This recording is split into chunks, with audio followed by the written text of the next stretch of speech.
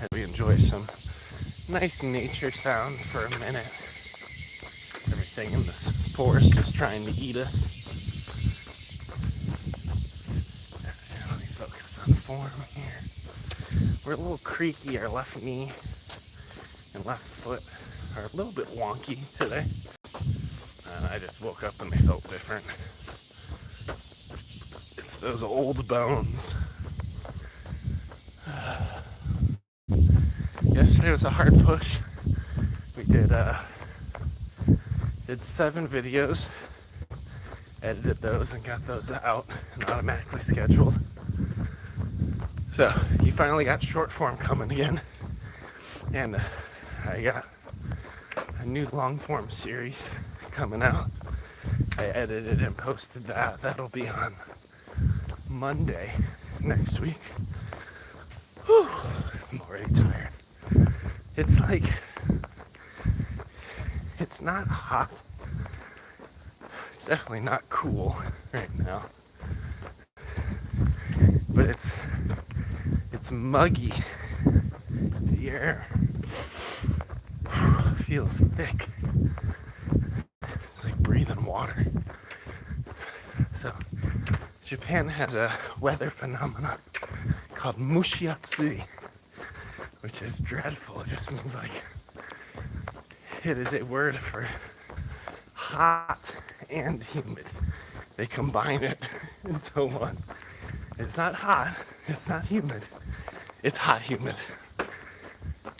This technically isn't mushiatsui because it's not hot yet, but it feels thick. This makes me want to go home and take a shower. And we haven't done the work yet. Wow, they cleared this thing out fast.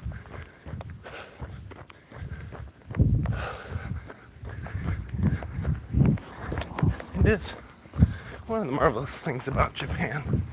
A lot of people think innovation and projects in Japan are slow, but I think they fail to recognize the value for how things get off the ground.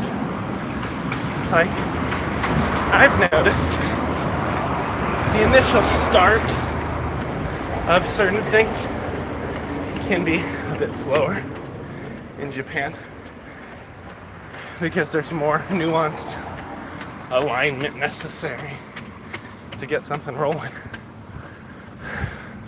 But once you get that alignment,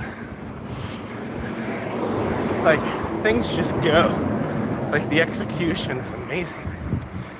Like, I don't know, maybe it took longer for the owner of that property and their builder to align with the city, get the permits, and decide this existing building's not going to be there anymore. But then once it's decided, it's coordinated, they knock that sucker down and level that ground real fast. It's beautiful. Is that Sonic? Sonic? Gotta get you closer to my face so I can read. I'm bouncing. Is it an A? It's an A. Sonic, nice to meet you, friend. Thanks for being here. Today we got a 3-mile run, which I don't know what part of the world you're in. Is comparable to a 5K.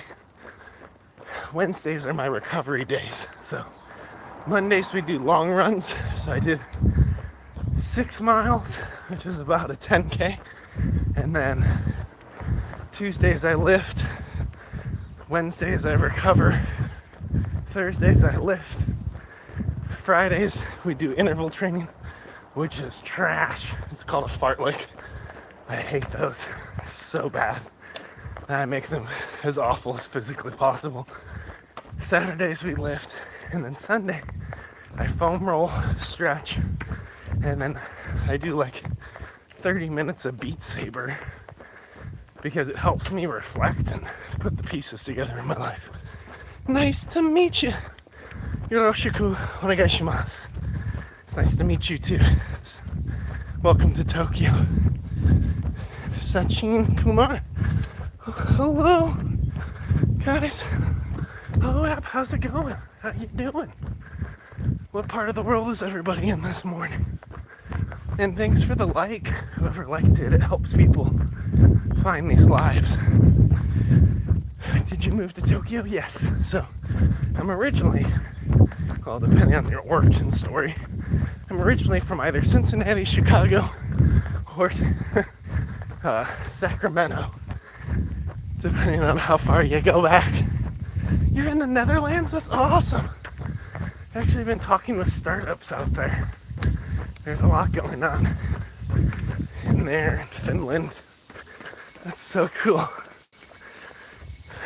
Yeah, there's a interesting startup based in Finland that's trying to create like the world's most advanced mechanical ear. Sounds really weird, but basically like that's for production environments where they'll emit sound towards a given object, like say like I don't know, somebody makes a gear out of metal and they want to make sure the metal is still good. And then the ear can hear how it receives that sound and vibrates. And then it can detect if there's any voids or aspects of the device that are faulty. So it's for like seeing within different objects with sound. But the startup's based in Finland. One of my friends is based in Tokyo, from Finland, with an Italian background. And then one of the co-founders is based in the Netherlands. So it's like a really cool, small global startup that I've been informally consulting, finding inroads in that space. Wow, that's cool. That's actually so useful. Yeah, definitely. But welcome. Thanks for hanging out. Thanks for liking the live and sharing it with your friends. Savannah Banana. That's one of the best ones I've seen in a while. That's a good name. Are you from Savannah, Georgia? Or were you just enjoying some play on words there?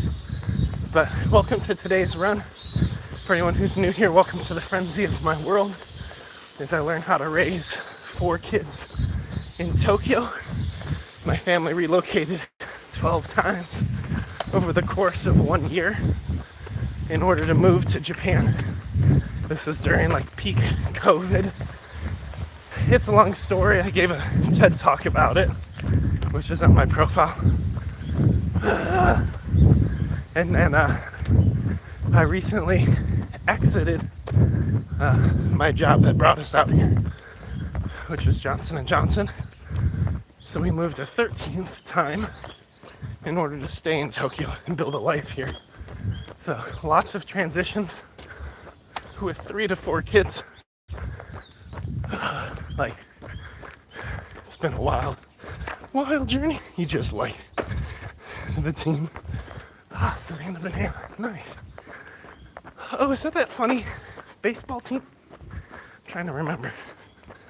Must have been hard. Dude, I am so good at moving now. It is so hard. I am so competent at a skill I never wanted or would desire for anybody. But yeah, I moved out here. I worked on minimally invasive surgical technology, so like robotic surgery for Johnson & Johnson. And I came to Japan. 1 second. I came to Japan to connect with Japanese surgeons, understand their unmet needs, and then I directed a global team of innovators to develop new solutions on their behalf. So I did a lot of AR, VR, digital ecosystem design. Really fun, cool stuff. But then my assignment ended, and here we are. I was given a return path back to the US, but at the last minute they changed the state from Ohio to New Jersey. There's nothing wrong with New Jersey. I'm sure it's a great place to raise a family. But we had no support network there, and it was 14 hours from either of our families. Whereas right now in Tokyo, we live 14 hours from either of our families. So I applied to like 22 roles within Johnson & Johnson.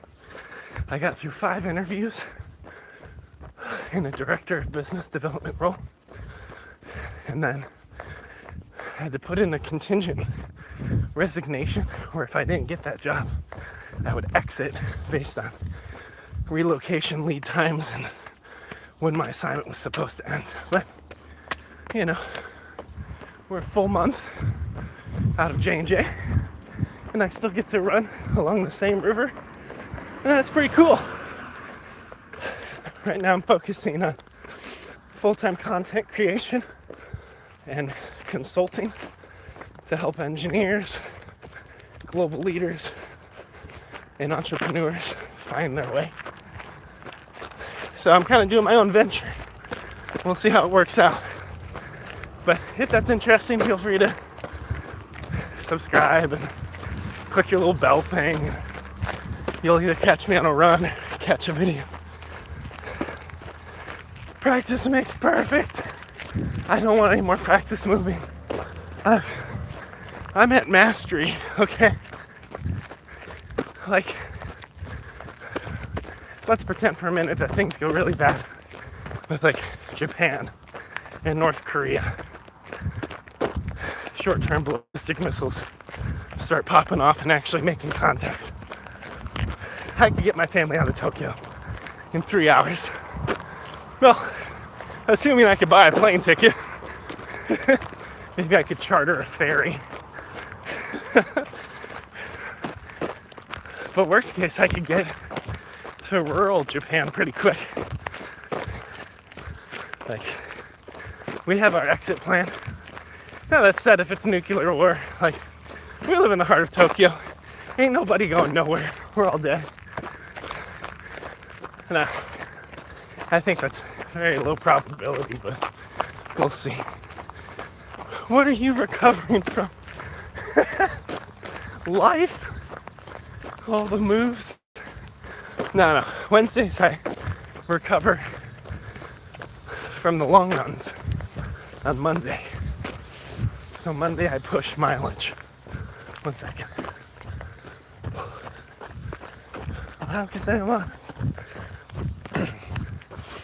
I try not to chat when I go past people. Here comes another one. Wait a second.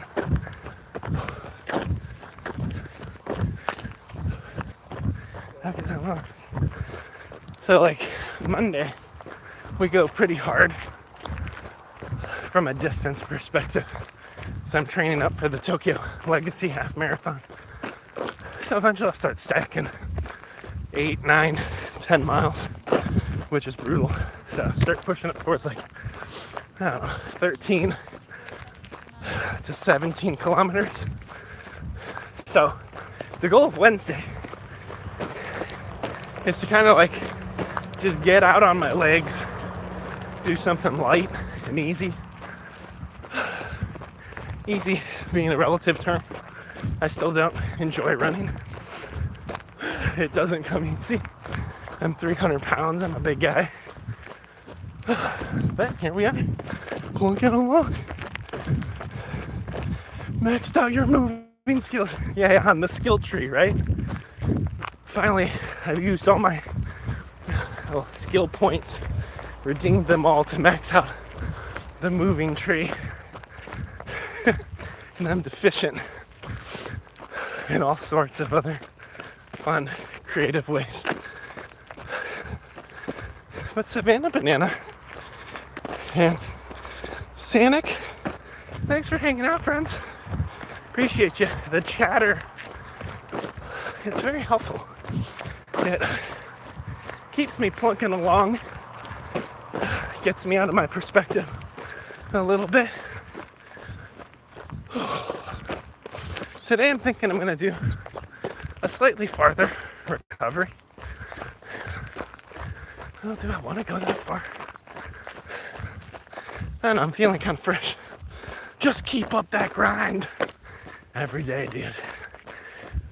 It's so crazy. Like, when you jump from working for someone else to working for yourself in order to legitimately provide for yourself, like the pressure is crazy.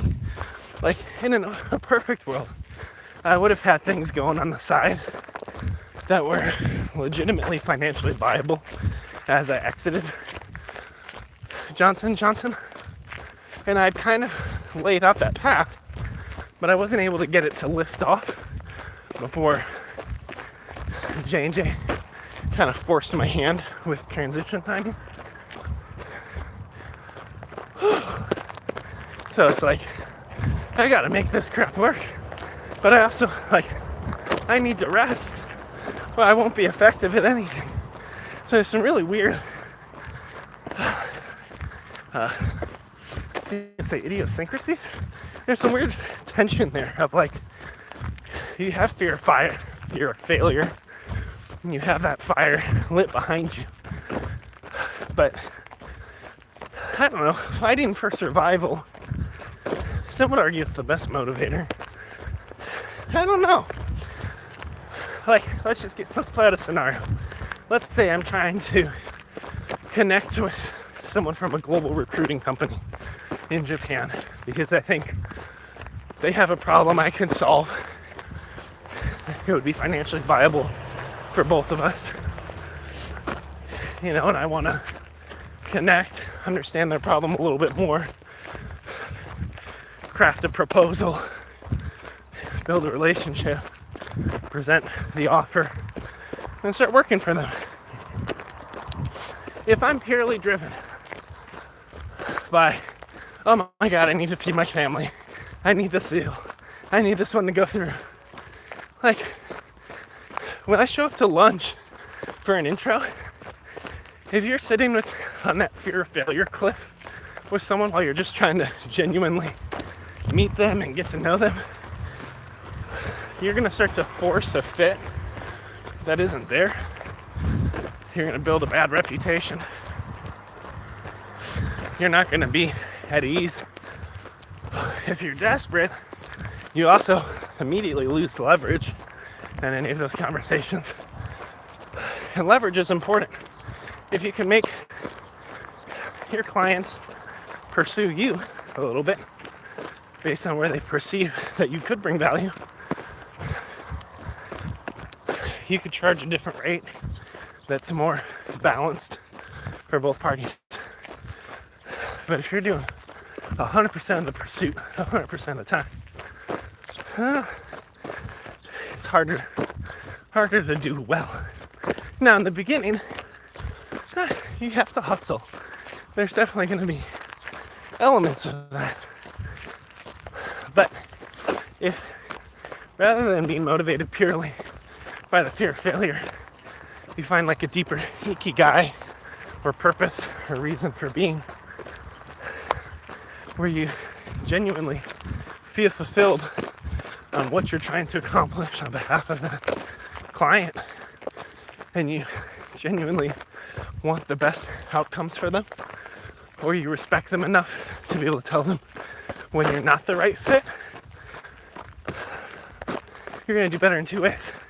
If you close the deal, everyone's going to be more excited about it because people want to work on things that are fun with people that seem grounded and confident and joyful. You don't want to have someone work with you that's freaking out, right? Like if you've ever been on a R&D project team that's like in a vulnerable position where leadership might cancel it and everyone kind of knows and everyone's getting anxious and people are seeing writing on the wall and applying to different things. There's like a pre-exodus.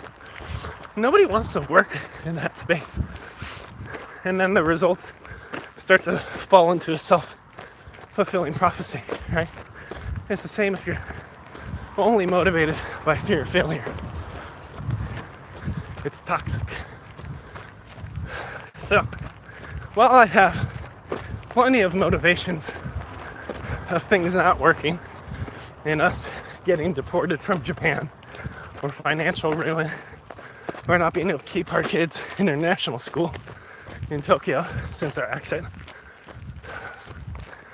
I think for me I'm becoming more and more passionate about helping people that are innovators in the business spaces follow clearly defined processes and systems to progress in their career towards jobs that are more fulfilling, have a better work-life integration, that are more economically equitable for them and their talent, for them to be more confident. Like, solving those problems is actually really exciting to me. And if I follow the excitement and the joy and the fun while still diligently doing the work in the process, I'll probably win. But we'll find out in a couple weeks to a couple months to a couple years, right? Keep up that grind. That way you'll max out your athletic stats too. Oh my gosh, I need that. I would love to max out those stats. Now we're going a lot farther on today's recovery run than what's typical, but in honesty, like, I'm just enjoying the conversation. I don't always have people to chat with, and it's good training to run and talk from a cardio perspective and a storytelling leadership perspective. So I appreciate you, Sonic. Keep wanting to say Sonic, make it a long A sound. By the way, that city over there, that's Kawasaki, and there's a river between there and here. This side is Tokyo. That side is Kanagawa. They're two different states. And Kawasaki is a city within Kanagawa. If we ran up to that blue bridge and crossed it, then that would take us across state lines, which is what we normally do on our long run days. But today I decided, I woke up early. We're feeling kind of sprite, kind of energetic. We're having good conversation. So I was like, let's do a long recovery path. Let's get out on our legs a little bit, challenge ourselves, bring some friends along, see what we could do. It's brilliant. Really good advice. Wasn't expecting this when I was watching your live. Well, hey friend, more like this in the future. And I'm not sure if you're aware of a community called School, SKOOL. It's a platform to host digital classes and kind of collect like-minded folks around a certain area of desired growth. One of the first things I'm gonna get off the ground with my solo venture is building a school community called One-on-One with the Pretentious Engineer, which is me, where I help engineers, global leaders, and entrepreneurs find their way. So if that's of interest to you, there's a link in my bio to join our Discord. And if you just DM me in Discord, I'll add you to like my tracker sheet for a wait list. I don't even have a wait list yet for it, but I'm going to be building it over the next couple weeks and months. And the first classes focus on how to transition from the current role you're in, your current job, into your next one, and have that be the best transition it could possibly be. How gozaimasu. And over here like, why the heck did I run this far? Now I'm tired. So if that sounds cool to you or interesting, feel free, message me in Discord, or just click your little bell, keep popping in when I run, and then eventually I'll have links in the live to the whole funnel process, because it's really like I'm trying to build an inner circle within our community and maximize value. For that group, I've been a content creator for 4+ years, and I've worked in med tech innovation for a decade across design engineering, robotics controls engineering, systems engineering, global leadership, marketing. Kind of done it all. You're only 16. Hey, get a head start, bud. Tell your mom or your dad, if you got one, that, hey, I know we're talking about college and all this other stuff, but I think this community could really help me learn and grow, because I'm trying to teach all the things they don't teach in college to those in the math and sciences, to those in the business spaces. And honestly, many aspects of engineering methodologies and these leadership methodologies, they all transfer into different contexts. So get yourself a head start.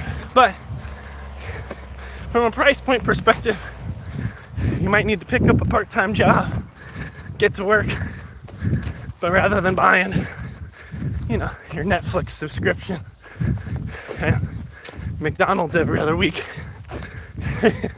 you'd have to invest in yourself differently. But happy to still hang out and support and guide in real time on the runs. This is like the adventure part of the run. We're off the trail now. We're gonna run this path along this river up there. And I think there's a cool spot where we could sit down and reflect for a little bit. So let me see if I can hold pace, keep pushing, see where I can go. So you're 16 and a half.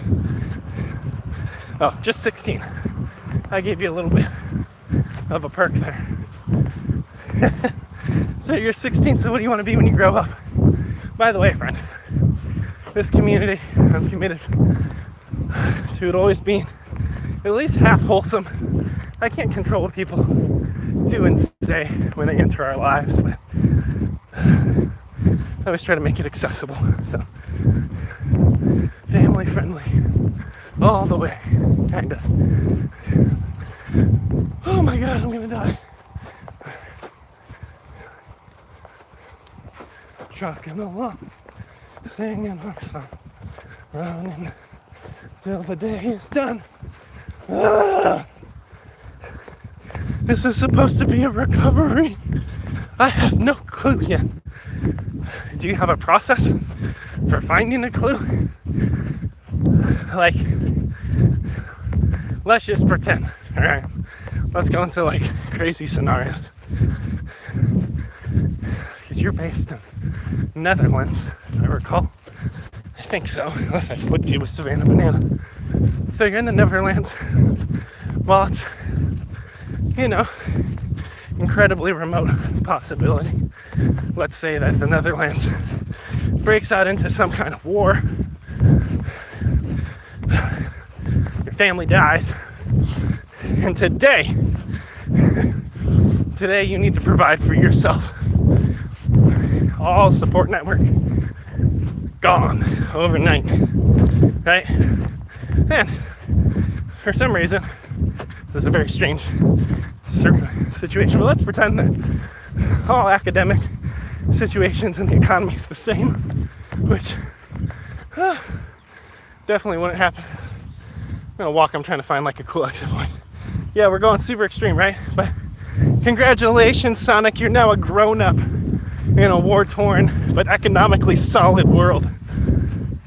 Which, did I just describe Germany in 1939? Shit, this is a weird situation. But what do you do, right? If you had to show up and get enough money to eat as a baseline, how'd you do it? Alright, we're gonna come explore down here. Hopefully we don't get attacked by bugs. I don't like bugs. Is this where I want to be? Nope. This is not the path we want. It looks pretty though. Some recovery run. Okay? But what would you put your hands to right away? Who would you message? Which companies would you show up on their doorfront and be like, hey, I could learn this. I could totally do this. I got motivation for it. Without a full high school diploma without a 4 to 6 year college degree, it is a nice view. It's fun waking up at 4 and getting out here. It's more fun when it's done, when the runs are over. But this is an extreme, right? It's a very extreme case. But I think it provides really, really helpful context. Yeah, I'm not sure. Try harder, right? Like, if I were here to coach you and push you, maybe this is the path I want just after D. Still doesn't look right. But try a little harder. Really imagine what you would do. Because it's probably not what you want to do, right? And you still don't know what you want to be when you grow up and what additional training you need or what you desire in those spaces. It's pretty. It's getting hot. But push yourself in the thought exercise. And it could be as simple as, like, I would go to the grocery store and bag groceries. I would look up if there's any construction in my town and see if I could join a team, be the person who rotates the stop sign back and forth to let cars through. Or there might be something hidden in you that's entrepreneurial, something you could start, an idea you have that could help solve a real problem. Maybe you could test that idea, connect with different businesses and people, pitch it, get it off the ground, get some funding, build a team. Like, a lot of these skills I picked up at 16 in high school as part of a class called PSP, which was Public Service Practicum. There's a bunch of jobs I could get in my ear. Excellent. Do you have a system for figuring out which one would be best for you? Which one would be most fulfilling, most economically viable? Something you'd be energized to do, or something you don't want to do but it has the best positioning for you from a skill set perspective? Ohayou gozaimasu. Because if you don't, build a system. I'm a systems guy, not working a cash register, but I like solving problems. There you go. You're thinking. But in high school, I was part of a class called Public Service Practicum, and the whole goal, it was like an elective on top of all my, like, I was taking like college level mathematics and literature and all that kind of fun stuff, history. So I picked this class because it was more focused on like leadership and application. So the teacher would give us these grand challenges. Like, one of the challenges is like, we're going to do a car wash to raise money for this youth center. And we're going to break up into these teams, and everyone's going to have different responsibilities, and we're going to pull off a giant car wash. Not a groundbreaking, world-changing kind of event, but I was in the sponsorship team. I didn't pick that team. It was given to me. I didn't get to choose that job, right? Let's say in the Netherlands things get really bad during this war with economic prosperity and you just get given a job. How do you work that job? Ooh, is this where we want? No, it's still not the right lookout. I found this amazing spot once, and now I just, for the life of me, can't find it. But I don't want to go down there. That's where the velociraptors are, from Jurassic Park. So we're not going to explore that way. And like, the whole goal of the sponsorship team was to get sponsors for the event that would advertise in like a promotional bag we would give out. So anyone who got their car wash, we'd put a bag in their passenger seat that had all these different leaflets and promos. And my job was to go out and get sponsors for that. That was the task. Like, there was no roadmap for me. No one told me how to talk to a business, how to sell. It's just like, give a kid a goal and have them go out and do the goal. No, I want to see them. You want to see the raptors? You're not seeing the raptors, but it's hilarious. By the way, the trained velociraptors in the new Jurassic Parks come on. Come on. No way, Chris Pratt. Y'all are dead. I don't care what kind of hand-holding moments you create. You're You're not taming them suckers. It's not a lion. They're built different. But so I had to start just going out business to business. Be like, hey, my name's Joe. And we're doing a car wash. Do you want to sponsor us? It was like really that weak of an intro. I know a lot more about sales and stuff now at 32 than I did at 16. And I got 16 years of experience under my belt selling ideas and visions. We've entered what I call the walk trottle. It's where your cardio is like, what are you doing? So then you start and stop because it's hard and you're not as motivated and you want to talk to people instead of work out. I still get cardio when I walk. It is gorgeous today. They cut the grass. It's quiet. There's birds. Everybody loves birds. But I started learning from the rejections. Like, I would go into a local mom and pop store, talk about what I'm working on. I'd get rejected. And then as I walked to the next thing, I would just kind of think about it. You know, ask those kind of introspective questions of, did I say something wrong? Did I miss it? You know, is what I'm offering really giving them something this business needs? Are they just donating for a charity pity prize? Are they just donating for a tax write-off? Or are they actually really seeing this as an opportunity? Like one person I connected with, which was a surprise, is like there's a local office for somebody who is campaigning to be the judge. In the US, people actually run campaigns to like become judges, which that's still a little bizarre to me as opposed to it being merit-based. They're elected, which I guess is merit-based, but when you connect it with a party, is it really merit-based? That's a whole nother conversation. But I connected with a judge and like I started talking about what we were trying to do and he just like lit up. And he was really excited, and because for him it was actually a way to get distribution on why people could and should vote for him. He already had promotional set up. Like he joined at like a higher level than some other folks. I started realizing like, oh, this actually provides real value to some people. So how do I communicate that? Right?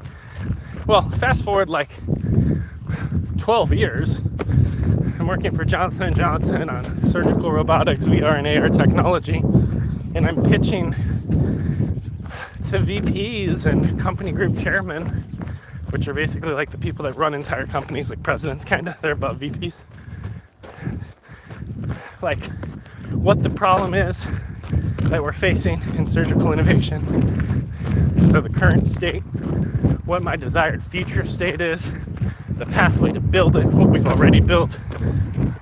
Let them touch and experience a piece of that future state, get their buy-in and have them fund it, right? And I had no idea that a volunteer class in high school would enable me to start nurturing a skill set that I could leverage at the largest, second largest healthcare conglomerate in the world, right? And sure, college is a piece of that. Other jobs I've had leading up to it are a piece of it. All the pieces add up. So when I say like, what do you want to be when you grow up? It's a loaded question because we're always growing up. We're always fine-tuning and adjusting the path. We never fully land the path. It unfolds beautifully over time. And that's why like these thought experiments are helpful because they can break us out of our limited thinking. Right? As a 16-year-old, many aspects of your world are prescribed to you by your school, your parents, your family, your country, what you see on the media. And everybody sees something a little different on the media, right? And I guess me, So it's helpful. It's helpful to kind of challenge all these assumptions of the world that has been prescribed to us. Poke at them a little bit and figure out, is that a world I want to live in? Or are there ways I could bend and shift the rules in the process to incrementally grow and make my way through it? So Sanic, at 16, Godspeed. Good luck. You got a lot of runway ahead of you. And I'm excited if we get to keep crossing paths on the lives to see what kind of life you build for yourself.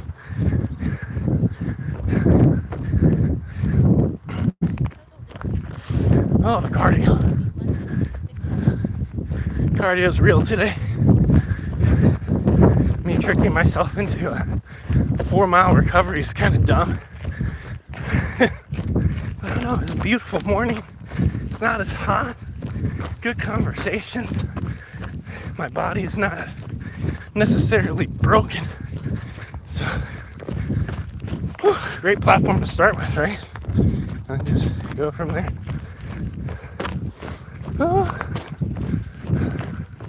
But let me know, friends, what other questions you got, whatever else you want to navigate today. We got maybe 1.2 miles left, so we're getting there. We're in the back end of this thing, working on squeezing my core, finding my form, challenging myself, but still trying to keep it a little light. Like, I could push this pace, but that's for Friday. Sanic, what did you want to do when you were around my age? 16. What was I doing at 16? Okay, so let me frame this. I was one of those weird athletic nerds. Like, I didn't fit in either community. I played football. I also ran long distance for track. Like, I did the mile, even though I was short and fat. Like, very overweight. Legitimately. People don't like that word, but that was my reality, dude. And I was strong in the math and sciences. I was like in the top 20 of my high school. So I had a pretty good, but considering like what I want to be when I grow up, the pathway was super convoluted around 16. Like, I had people projecting things into my world. Assessments were given to me where it's like, you should be a psychiatrist, you should be a sociologist, you should be a surgeon. It was all this like far-reaching title without capturing any nuance of like, where am I legitimately gifted or interested. For a while I explored wanting to be a chef, but then as I got closer to that lifestyle, I realized like they work all holidays and weekends, and I was like, cooking for fun is fun. Cooking for a living, probably less fun, right? So like the exploration process was challenging, and because I was strong academically, there's definitely a push towards college-bound professional paths. Right? No one was like, hey, why don't you just like go join a trade? It doesn't cost you anything out of college, financially, or very low. And you get to move up gradually. It's financially viable. Like, that was never a viable pathway to me, or at least presented as one. Which is weird because I did construction in high school for a part-time job. 1 second, pass the people.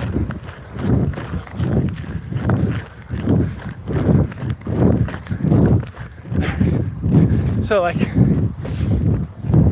it's just kind of to air it out.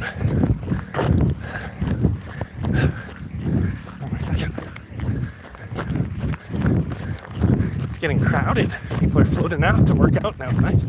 So I started drifting towards engineering, but I didn't really understand what engineers do, as well as architects.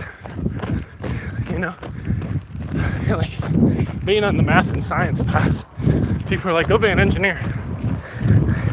A lot of those people were not engineers. They don't know what engineers actually do on the daily and what is necessary to progress meaningful innovation is one. They just think you work in a cube and you do some calculations and then boom, you're a great engineer. It's way more nuanced than that. So I'm gonna walk up these steps because oh my gosh, there's a water fountain up ahead, so I think I'm gonna walk to it.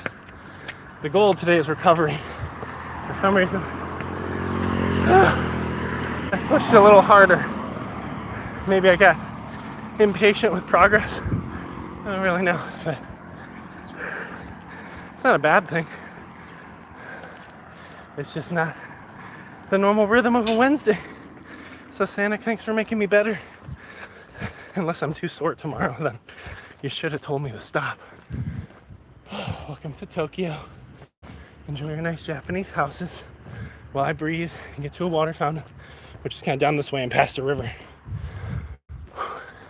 Story time. Okay, so all that context, high school Joe, promising in the math and science place. I really enjoyed the public service practicum class, the leadership aspects of it, managing projects. I took on bigger projects. Dylan, what's up? It is beautiful. As are you, friend. Dude, I'm still working on that, my next video. I'm making progress, but I ended up chatting with a friend, a couple friends who worked on Alakazam, which is a project me and Dylan worked on together. And I'm trying to create a sponsor deal, which would be at the front end of the video, which would be amazing. I will happily direct people towards said company, but I'm not sharing it until it's approved. So I'm kind of shooting my shot with that group. But that'd be a massive door opener just to like highlight them at the front end. So cool. So that meeting's in like 2.5 weeks. So I'm pausing on my next video, and then I'm focusing on getting short form content out at a regular cadence again and doing some work, some consulting work and some connecting in the meantime. That's super cool. So anyway, back to story time on what I wanted to be when I grew up and how I found engineering and medical innovation and all this jazz. As a 16-year-old, the question is framed as when I was 16. What did I want to be? From my good friend Sanik in the Netherlands. Dylan is a good quality engineer, exceptional quality engineer in Ohio. And so all this framing, math and science kid, right, getting pushed kind of towards engineering, kind of towards architecture, looking at the University of Ohio as well as Ohio State, looking at the University of Illinois, Champaign-Urbana, because I was in Illinois, looking at MIT. But a lot of this decision was just based on institution and prestige, again, without really knowing what an engineer does. So everything felt like a shot in the dark, all the career fairs, a couple campus visits. My parents were pretty proactive at least taking us on tour. By the way, I have strong feelings about whether or not campus tours are the way to decide where you go, because it puts you more in a vulnerable consumer position as opposed to figuring out what's the best economic and leverageable degree. It's a whole nother conversation on higher ed that we don't need to have right now because it's story time. But I'm so glad we're walking. We did 4 miles today, Dylan. Well, we're at 3.5. We're almost at 4. It's recovery, so I'm just happily walking back and breathing. So, where was I? Okay. Anyway, I was kind of dabbling in the engineering space. I was teetering between architecture, mechanical engineering, civil engineering, again, knowing nothing of what they do. Like, my concept was like, architects design cool things. Engineers actually make them real. Civil engineers make bridges. Bridges are cool. And mechanical engineers make stuff that moves. Not really having any hands-on experience with the how of any of those disciplines, as well as the whole soft skills leadership side of engineering. I share all that because when I was 16, I got in a car accident. There's all the context. That's the long story short. I get in a car accident. I'm gonna drink this water. Here we go. These things are terrible. They're very aggressive.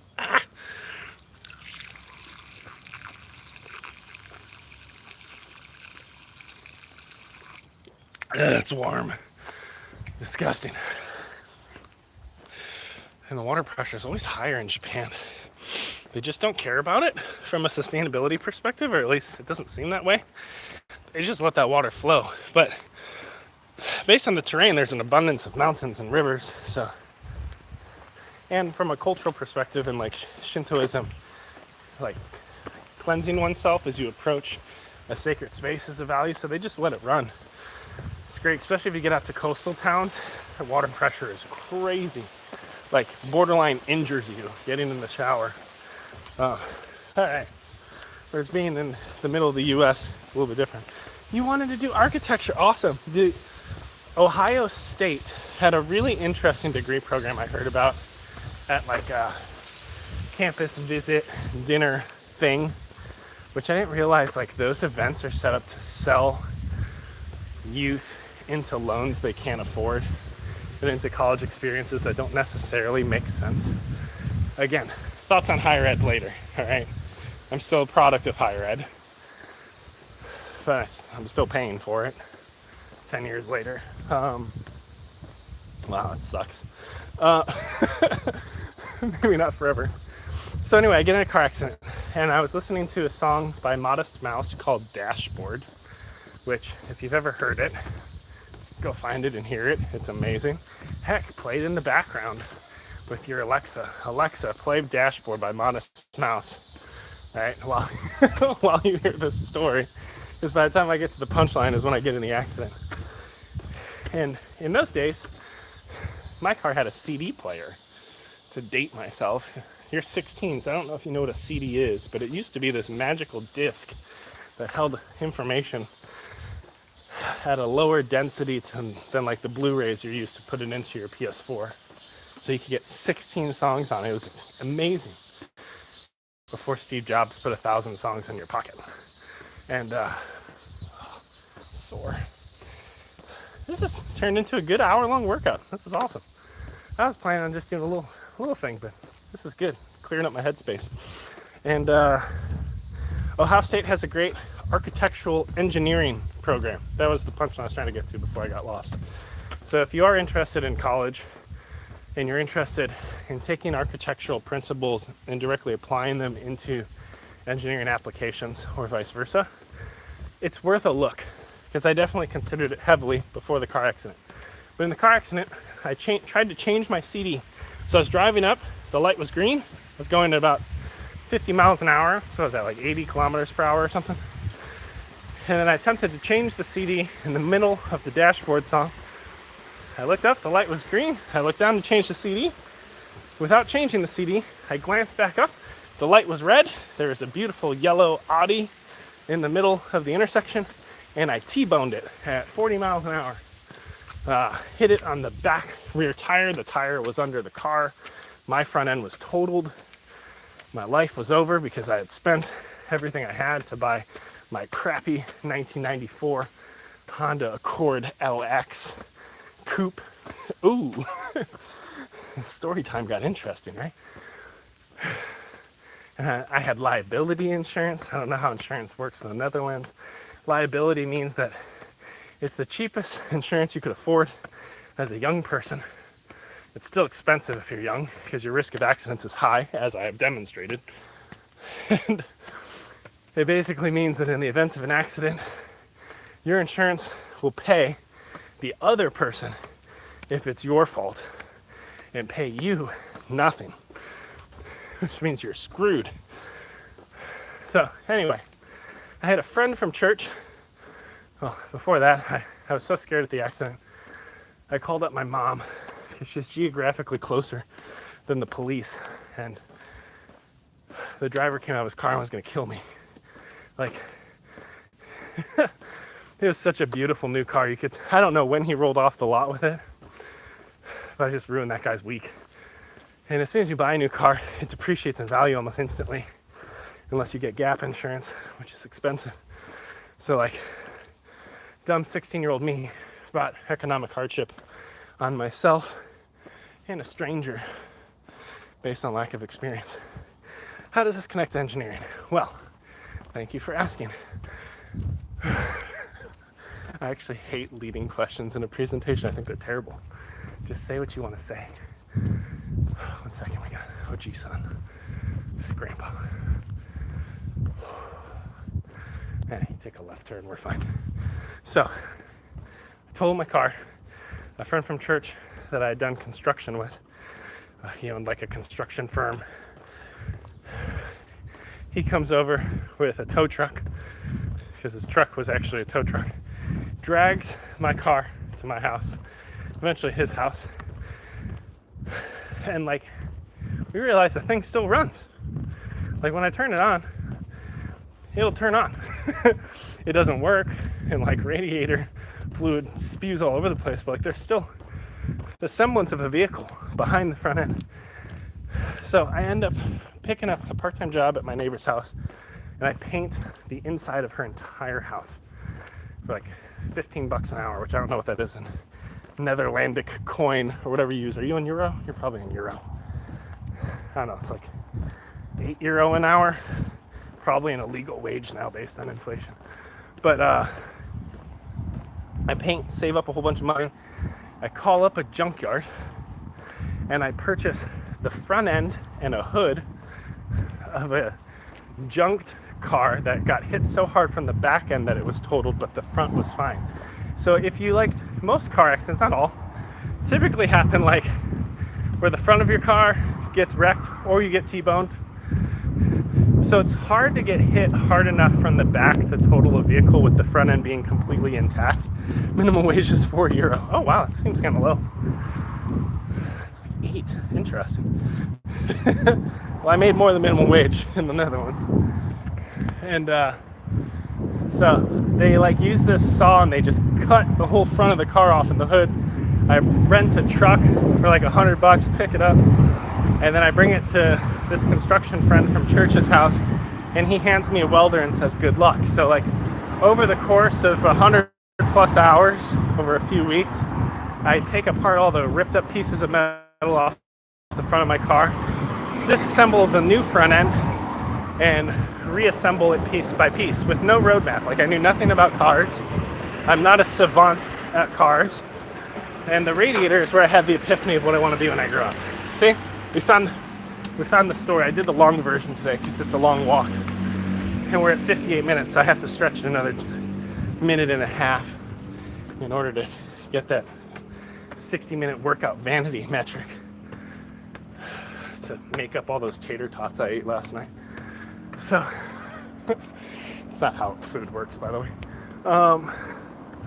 But so I've tried putting in the radiator. I tried installing it in and out multiple times, and the tubing is really tight in a Honda, and it was like the 13th attempt. I was so angry, and I had this epiphany, or this beautiful revelation, that an engineer at Honda doesn't wake up one day and decide to make a radiator for a 1994 Honda Accord.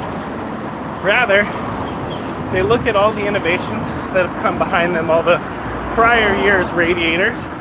They also connect with other design teams from other subsystems, like the fans and the engine and the tubing, all the pieces. Like, they connect across all these different,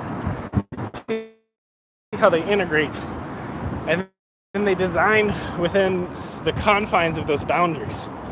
And they're always challenging the boundaries and pushing on one another to make it all the function fit at the lightest weight. Like, I don't know, as a 16-year-old fighting with their system, I had an appreciation for it. And that's what pushed me towards mechanical engineering, or making things that move, because I thought, oh, clearly that's what mechanical engineers must do. They have to work across all these pieces. to make things move. At that point, I didn't know anything about systems engineering. I didn't discover systems engineering until I was working in surgical robotics. After doing mechanical engineering to design engineering, which is making a design for something, to robotics controls, which is controlling the software and the hardware together, to systems engineering, where you own all the subsystems, the boundaries between them, and how they interact, and testing and proving those interfaces are adequate, as well as managing risks and requirement cascade. So, at 16, I didn't really know what I wanted to be when I grew up, but that car accident projected me into a path I didn't understand. I didn't really understand engineering and all the nuance of all these different sub-engineerings and how they interact and how I could work across them. But actually, like in grad school, this last term before I graduated, I was kind of like reflecting on these defining moments in my life, like that car accident. And what it really showed me wasn't a degree path, but rather like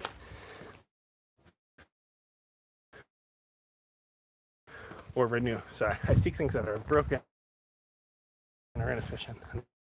I do everything I can to renew or restore them.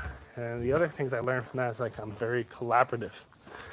I appreciate diverse perspectives partnering together. Thematic, any aspects of my character and my identity of an innovator that were revealed in that experience as a 16-year-old, but looking forward, I never would have been able to see the full path on the kinds of problems and challenges I would take on in the future. Like as I transition into founding a company focused on helping fathers be more present with their kids, like my goal is to restore the relationships between fathers and their children, because I think if you could restore the relationships in the home, you could restore and cultivate a better society. And when I think about how I would build that company and the culture I want to create within it, like I want to build the incentives and the structure to be inclusive of as many innovators as possible, to bring their diverse perspectives in partnership with one another towards that larger vision. And I want to be very systematic in how I look at all the factors impacting a father's performance of either being home or not being home. And how do you optimize a father's performance to be with their kids, which is systematic. That experience as a 16-year-old directly overlaps with what I'm doing as a 32-year-old. I just didn't know it. And Steve Jobs says like hindsight is 20/20. A lot of people say that. Like you can't connect, I think he says like you can't connect the dots looking forward. You can only connect them looking backwards, which I disagree with. I think, yes, looking back you can see how the dots perfectly connect. But if you spend extra time exploring how they connect looking backwards, they can leave you some hints on where you go next and how you can connect them moving forward. So Sanic and friends who are hanging out on this live, thanks for being here. I'm gonna go home. I'm my wife's fitness coach now, and I gotta go raise my kids now that we got about 4 miles in today. I think over 4, so a pretty solid run. A little bit of walk on the back end. It's supposed to be recovery, but we went a little harder than usual. And the next run will be in about 48 hours if you wanna hang out. And then every day I got content dropping around 7 p.m. Eastern Standard Time. So I did 7 shorts. I just automated those. They should be funny. Enjoy them, comment, share them with your friends. And on Monday, there's a longer edit where I'm actually bringing you into the process of how I'm building a business. So it's literally me just like reviewing all the activities from last week and what I'm doing this week. It might seem boring, but if you want to learn how to like run your own little mini world, you could come step into mine and it's free. Have a nice day. Thanks for all the tips. Of course, Sanic. And feel free to join the Discord, follow, and looking forward to our next chat. All right. Keep changing the world, y'all. See you on the next one. Bye.